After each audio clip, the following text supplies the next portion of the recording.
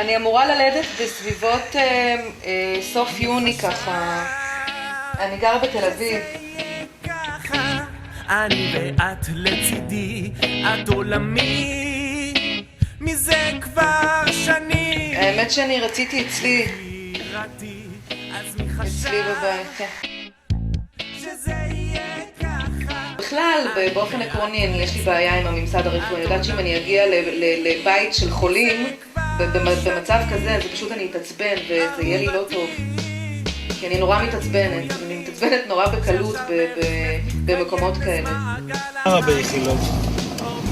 בית יולדות, עם אחיות, ורופאים. לא טוב? שזה יהיה ככה, אני ואת לצידי, את עולמי, מזה כבר שנים, יקירתי. גם האישה יכולה למות מזה. את רוצה למות? את רוצה להשאיר אותי לבד?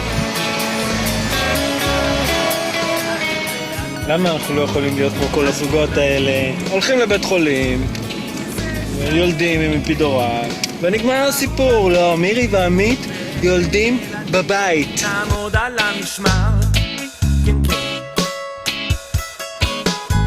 שכן זה מאהבתנו.